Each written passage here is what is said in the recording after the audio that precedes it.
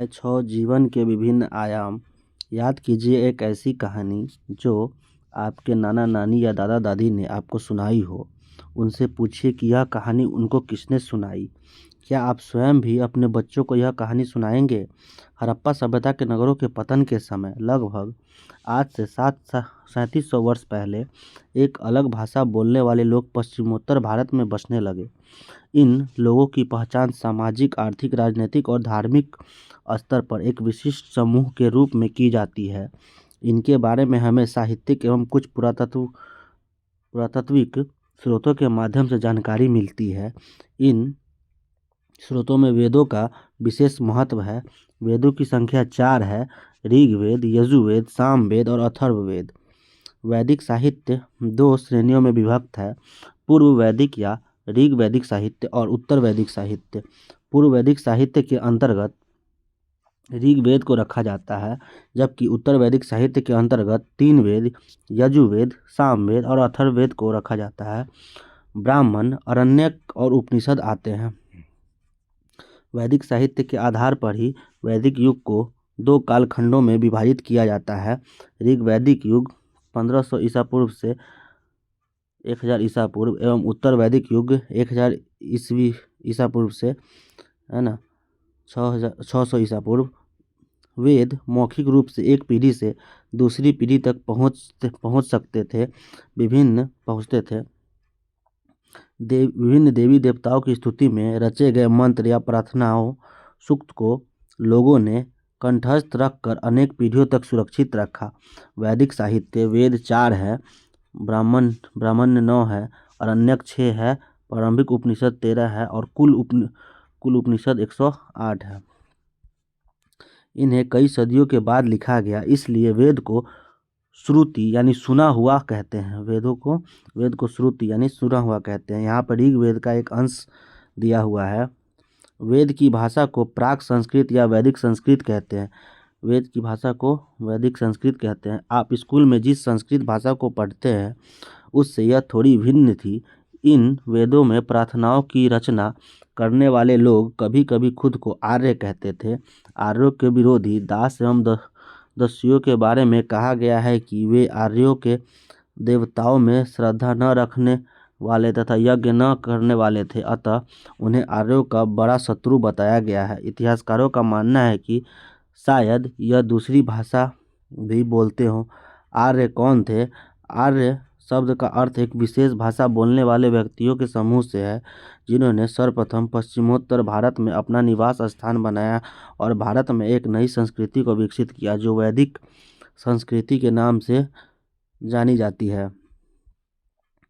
भारोपीय भाषा वर्ग। संस्कृत भाषा भारोपीय भारत यूरोप भाषा वर्ग का अंग है।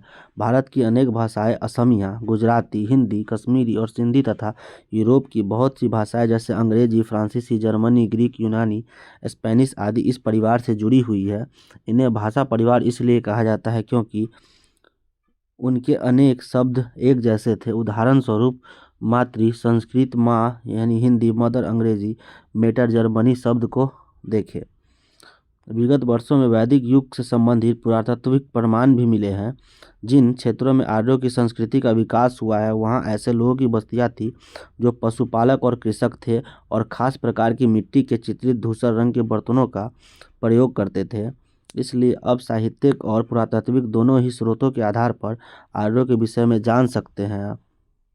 धूसर मृदभांड है यहाँ पे। आर्यों का बसाव। वैदिक आर्य कई समूहों में भारत आए। ऋग्वेद में आर्य निवास स्थल के लिए अनेक सप्त सैंधव शब्द का प्रयोग किया गया है, जिसे आजकल हम पंजाब वर्तमान भौगोलिक स्थिति के अनुसार भारत और पाकिस्तान का पंजाब प्रांत के नाम से पुकारते हैं। उत्तर वैदिक युग में सप्त सैंधव प्रदेश से पूर्व की ओर बढ़ते हुए आर्य लगभग पूरे गंगा यमुना दोआब क्षेत्र में बस गए। शतपथ ब्राह्मण उत्तर वैदिक युग का एक महत्वपूर्ण स्रोत से पता चलता है कि आर्यों का फैलाव उत्तर वैदिक युग में वर्तमान उत्तरी बिहार के गंडक नदी तक हो गया था। सप्त सैंधव सिंधु एवं उसकी 5 सहायक नदियाँ सतलज, व्यास, झेलम, चिनाब, रावी तथा सरस्वती देश रहती नदियों का क्षेत्र, गंगा यमुना दोआब, गंगा यमुना नदी के बीच का क्षेत्र है। यहाँ पे प्रारंभिक वैदिक युग के भौगोलिक विस्तार का यहाँ पे मानचित्र दिया हुआ है। बंगाल की खाड़ी और इस साइड अरब सागर है। यहाँ पे ये है ना अफगानिस्तान, इधर सप्त सैंधव क्षेत्र को यहाँ पे दिखाया गया है। ऋग वैदिक काल 1500 ईसा पूर्व से 1000 ईसा पूर्व। क्या आप किसी परिवार को जानते हैं जिसकी आर्थिक व्यवस्था पशुपालन से जुड़ी हो? अब उनसे पूछे क्या उनकी धार्मिक मान्यताएं भी पशुपालन से जुड़ी है। ऋग्वेद से हमें पता चलता है कि जिनके पास अधिक अधिक गाय थी वह धनी माने जाते थे और गाय को लेन देन का एक खास साधन माना जाता था। गायों को प्राप्त करने के लिए आर्यों का एक कबीले से दूसरे कबीले तथा पहले से रहने वाले लोगों के साथ अक्सर युद्ध हुआ करता था। गौधन रक्षा करने के लिए एक सरदार या राजन का चुनाव किया जाता था जो बहादुर एवं कुशल योद्धा हो। ऋग्वैदिक राजन को किसी विशिष्ट भौगोलिक क्षेत्र का अस्थायी रूप से शासन करने वाला राजा नहीं माना जा सकता, क्योंकि राजनीतिक अवधारणाओं में क्षेत्रीयता को इंगित करने वाले शब्द जनपद, राष्ट्र, राज्य का उल्लेख कम ही मिलता है। अतः ऋग्वैदिक काल का राजन एक कबीले के मुखिया से अधिक कुछ नहीं था। कबीला क्या होता है? कबीले में एक वंश या परिवार के कई पीढ़ियों के लोग एक साथ रहते थे।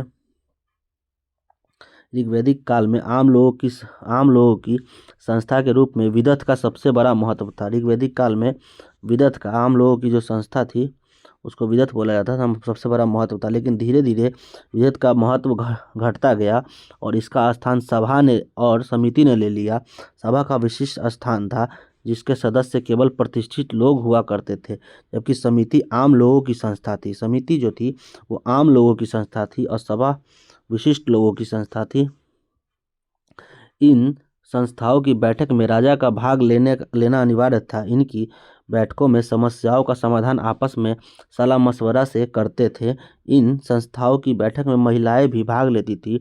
इन संस्थाओं में कबीले जन के लोग युद्ध में प्राप्त धन का बंटवारा एवं राजा का चुनाव करते थे। आवश्यकता पड़ने पर समिति के सदस्य युद्ध में सैनिक कार्य भी करते थे। ऋग्वैदिक काल में आर्यों का मुख्य पेशा पशुपालन था। ऋग्वैदिक काल में आर्यों का मुख्य पेशा क्या था? पशुपालन था। इसके लिए उन्हें चारे की तलाश में अलग अलग स्थानों पर जाना पड़ता था। एक जगह चारा खत्म हो जाने पर वे दूसरी जगह पर चले जाते थे। इस कारण विभिन्न कबीलों का किसी खास क्षेत्र पर अधिक अधिकार नहीं होता। राजन क्या होते थे? किसी क्षेत्र का स्वामी नहीं होता था, बल्कि कबीले के सभी लोगों पर उसका शासन होता था। उसका चुनाव कबीले के सभी लोग मिलकर करते थे। अस्थायी रूप से नहीं बसने के कारण वे खेती भी नहीं करते थे। हमने देखा है कि खेती करने के लिए एक स्थान पर कम से कम 3-4 महीने तो रहना ही पड़ता है, तभी फसल पक कर तैयार हो जाती है। मगर हमें कुछ स्रोतों से पता चलता है कि वे जो यव की खेती करते हैं, जौ की फसल आमतौर पर कम समय में तैयार हो जाती है। इस कारण इस फसल को उगाना उनके लिए आसान होता है। कुछ अन्य स्रोतों से हमें पता चला है कि वे स्थानीय निवासी दास वस्तुओं से गेहूं आदि फसल प्राप्त करते थे। इन फसल के बदले दूध, घी आदि वस्तुएं वे उन्हें देते थे। गाय के अतिरिक्त भेड़, बकरियां एवं घोड़े पाले जाते थे। पशुपालन की तुलना में कृषि का धंधा कम था, क्योंकि ऋग्वेद में एक अनाज यव का उल्लेख है जिसकी पहचान जौ के रूप में की हुई है। ऋग्वेद में यव का उल्लेख है जिसकी पहचान जौ के रूप में की गई है। जब हम शिल्प की ओर ध्यान देते हैं तो हमें ऋग्वेद में शिल्प कला का कम ही वर्णन मिलता है। वर्णित शिल्प कलाओं में चर्मकार, बढ़ई, धातु का काम करने वाले धातुकर्मी तथा कुम्हार शामिल है। बढ़ई धातुकर्मी एवं रथाकार की रथों के निर्माण में महत्वपूर्ण भूमिका थी। घोड़े से जुते हुए रथ जो युद्ध में सफलता के लिए निर्णायक माने जाते थे। बुनाई एवं घरेलू शिल्प था जो महिलाओं के द्वारा किया जाता था। लोगों का जीवन प्रकृति पर बहुत हद तक निर्भर करता था। ऋग्वेद में प्राकृतिक शक्तियों से जुड़े कई देवी देवताओं के सम्मान में मंत्रों की रचना की गई है, जिसमें इंद्र, अग्नि, सोम प्रमुख है। इंद्र युद्ध का देवता, अग्नि आग का देवता, सोम एक पौधा है जिससे एक प्रकार का पेय बनाया जाता है। सोम क्या है? एक पौधा है ना। देवी देवताओं की पूजा धन, संतान एवं युद्ध में विजय की कामना के उद्देश्य से की जाती थी। देवताओं को प्रसन्न करने के लिए मंत्रों का उच्चारण तथा यज्ञों में आहुति दी जाती थी। घी, अनाज और कभी कभी जानवरों की भी आहुति दी जाती थी। जब आर्य लोग भारत आए तो वे 3 सामाजिक वर्गों में विभाजित थे: योद्धा, पुरोहित और साधारण जन। ऋग्वेद के में ऋग्वेद के मंत्रों से ऐसी जानकारी मिलती है कि समाज में वर्ग भेद की स्थिति नहीं बन पाई थी।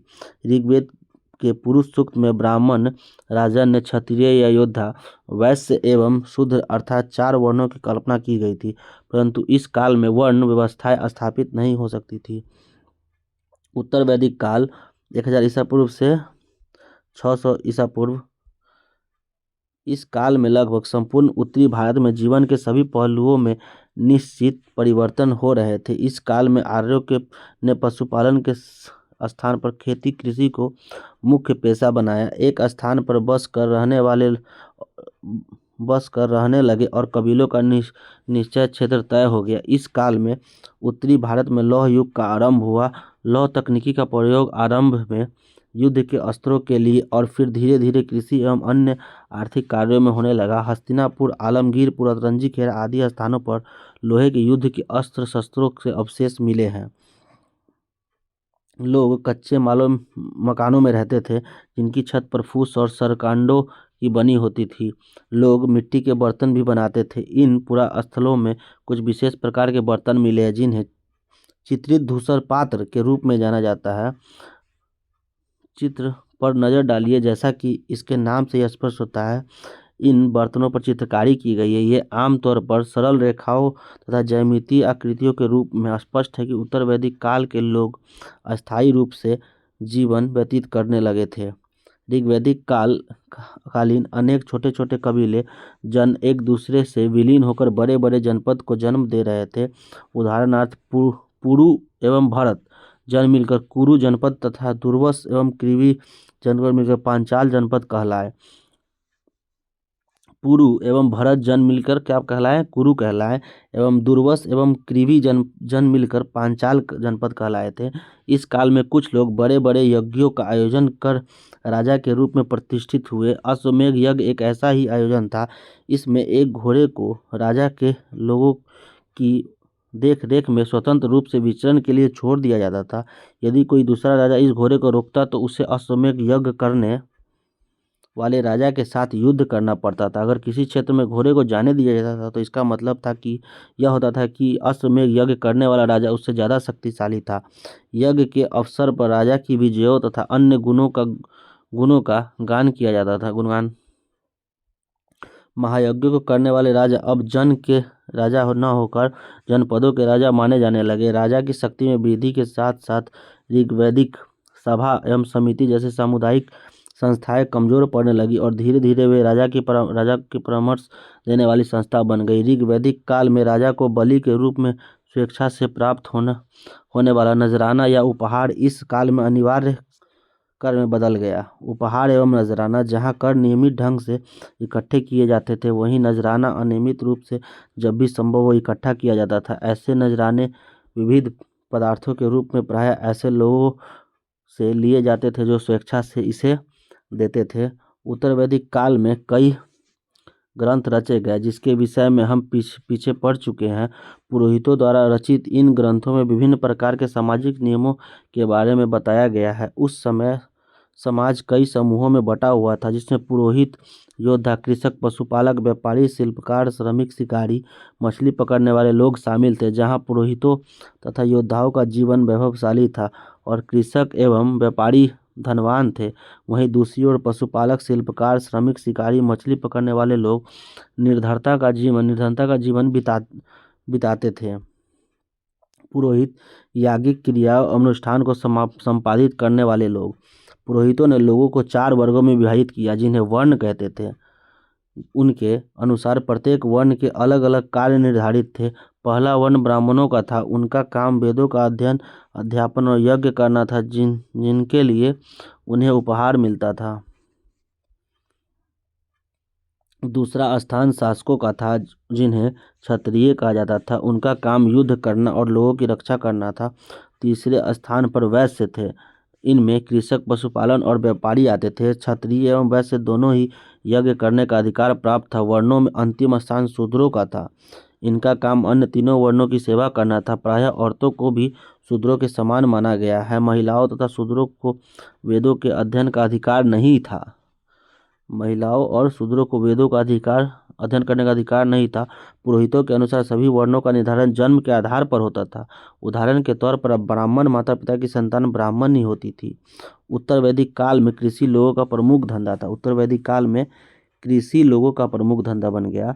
जंगलों को जलाकर या कुल्हाड़ी से काट कर भूमि को खेती के योग्य बनाया जाने लगा। लोहे के फाल से गहरी जुताई करना संभव हो गया। कृषि कार्य में प्रयुक्त होने वाले तरीकों जुताई, बुआई, कटाई, ओसाई आदि की जानकारी लोगों को थी। वे धान, गेहूं, जौ, दालें, गन्ना, कपास, तिल, सरसों जैसी फसलें उगाते थे। उत्तर वैदिक काल में धर्म की दो धाराएं दिखाई पड़ती है। एक का बल कर्म पर था और दूसरा का ज्ञान पर। यज्ञ संबंधी क्रियाओं का इस काल में बहुत विकास हुआ। राजा अश्वमेध वाजपेयी राजसूय जैसे बड़े यज्ञ करने लगे। याज्ञिक क्रियाओं को कर्मकांड कहा जाता था। यज्ञ का संपादन करने में पुरोहितों की आवश्यकता होती थी। ये पुरोहित यजुर्वेद में वर्णित विधियों के अनुसार यज्ञ का आयोजन करके देवताओं को प्रसन्न करते थे। इसका उद्देश्य कृषि उत्पादन को बढ़ाना एवं वैदिक जनों पर अपना प्रभुत्व स्थापित करना था। धार्मिक जीवन की दूसरी धारा उपनिषदों के अद्वैत सिद्धांत में देखने को मिलती है। उपनिषदों में आत्मा, परमात्मा और मृत्यु जैसे गूढ़ विषयों के रहस्य जानने का प्रयत्न किया गया है। अश्वमेध यज्ञ। वैदिक कालीन सभ्यता। वैदिक कालीन में देख लेते हैं। वैदिक काल में शिक्षा मौखिक रूप से दी जाती थी। शिक्षार्थियों से वेदों के मूल पाठ को कंठस्थ करवाया जाता था। इसके लिए उन्हें वैदिक मंत्रों का सरल उच्चारण सिखाया जाता था। वेदों के अलावा गणित एवं व्याकरण की शिक्षा दी जाती थी। शिक्षा के लिए विद्यार्थियों को गुरु के आश्रम में 12 वर्ष तक रहना पड़ता था। गुरु शिष्य परंपरा एक झलक। आज से हजारों वर्ष पहले की बात है। भारत में आज की तरह पाठशालाएं नहीं थी। छात्र गुरु के आश्रम में रहकर शिक्षा प्रदान प्राप्त करते थे। आश्रम वनों में होते थे और ऋषि मुनि शिष्यों को शिक्षा देते थे। ऐसे ही एक आश्रम अमोधधाम में ऋषि का था। यह आश्रम शिक्षा दीक्षा के लिए दूर दूर से तक प्रसिद्ध था। विद्यार्थी यहाँ रहकर विद्या प्राप्त करते थे। वे गुरु के घर का काम भी करते थे। अमोधधाम के पास धान का एक खेत था। इसी की उपज से आश्रम का काम चलता था। विद्यार्थी बारी बारी से खेत का काम करते थे। ऋषि के शिष्यों में एक था आरुणि। एक दिन खेत का काम करने की बारी उसकी थी। उस दिन वर्षा हो रही थी। गुरुजी ने आरुणि से कहा, वस्त जाओ, जाकर देखो कि कहीं पानी खेत की मेड़ न तोड़ दे। आरुणि खेत पर पहुंचा। आरुणि ने देखा कि एक जगह पर खेत की मेड़ से पानी रिस रहा है। उसने मेड़ पर मिट्टी और कंकड़ पत्थर उठाकर डालकर पानी को रोकने की कोशिश की। फिर भी मेड़ की दरार चौड़ी हो गई। उसकी चिंता बढ़ गई। वह तुरंत खेत में पड़ी दरारों से के मुहाने पर लेट गया। खेत में से पानी निकलना बंद हो गया। ठंड के कारण उसका शरीर शिथिल पड़ने लगा। रात हो गई। आरुणि के अभी तक न आने से गुरुजी व्याकुल हो गए। गुरुजी अपने 4-5 शिष्यों के साथ आरुणि को ढूंढते खेत पहुंचे। खेत के चारों ओर घना अंधेरा था। आरुणि को कहीं नहीं देख उनकी चिंता बढ़ गई। वे जोर से चिल्लाए, बेटा आरुणि, बेटा आरुणि। आरुणि ने गुरुजी की आवाज़ पहचान कर बड़ी कठिनाई से बोल सका, गुरुजी मैं यहाँ हूँ। गुरुजी जल्दी वहाँ पहुँचे। गुरुजी ने आरुणि को देखा तो अचंभे में रह गए। उन्होंने आरुणि को उठाया और सीने से लगा लिया। ऐसा था गुरु भक्त आरुणि। बड़ा होकर यही आरुणि वेदों और शास्त्रों का बहुत बड़ा ज्ञाता बना और उद्दालक ऋषि के नाम से प्रसिद्ध हुआ। यहाँ पे ताम्रपाषाण कालीन भारत का यहाँ पे मानचित्र है। पूरा पाषाणिक स्थल देख लेते हैं। कुरनूल गुफाएं हो जाएगी, हुंसगी हो जाएगी, मुंबई और भीमबेटका। और यहाँ देख लेते हैं नवपाषाणिक पूरा स्थल है ना, क्या हो जाएगा, पयमपल्ली, हल्लूर है ना, कोल्डीहवा और महागढ़ा, चिरांद, दाउजिली हिरिंग और मेहरगढ़, बुर्जहोम। और महापाषाणिक पूरा स्थल हो जाएंगे, है ना, आदिचनलूर, ब्रह्मगिरी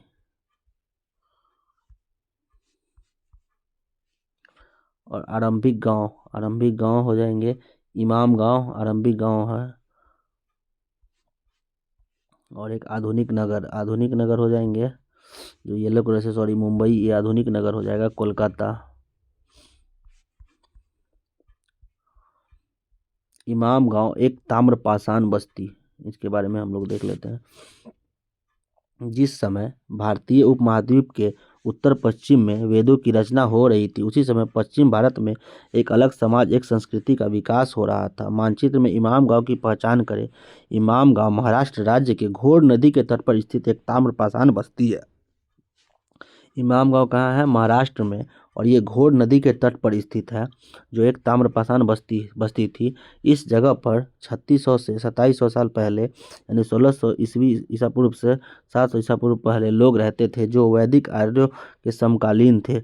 इस पूरा स्थल की खुदाई से पत्थर के अलावा तांबा धातु के बने औजार एवं उपकरण प्राप्त हुए हैं।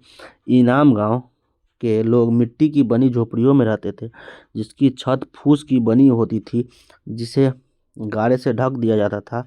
यहाँ के लोग नारंगी रंग से रंगे मिट्टी के बर्तनों का उपयोग करते थे, जिन पर काले रंग की ज्यामितीय आकृतियाँ होती थी। इमाम गांव के लोग जौ, गेहूँ, मटर, मसूर एवं धान की खेती करते थे। गाय, बैल, भेड़, बकरी, कुत्ता, घोड़ा आदि उनके पालतू पशु थे। खुदाई में इन पशुओं की हड्डियां प्राप्त हुई है। कई हड्डियों पर कटे निशान से यह अंदाजा लगाया जा सकता है कि लोग इन्हें खाते थे। इमाम गांव के ताम्रपाषाण संस्कृति के लोगों का सबसे रोचक पहलू मृतकों को दफन करने का तरीका था। एक आदमी को मकान के आंगन में मिट्टी के बने संदूक में दफनाया गया था। यह मकान बस्ती के बीच में बसा सबसे बड़ा मकान था। सामान्यतः मृतकों को मिट्टी के बर्तनों के साथ दफनाया जाता था, जिसमें शायद खाने पीने की वस्तुएं रखी होती थी। कब्रों में मृतक के साथ औजार एवं हथियार, गहने आदि भी खुदाई में मिले हैं।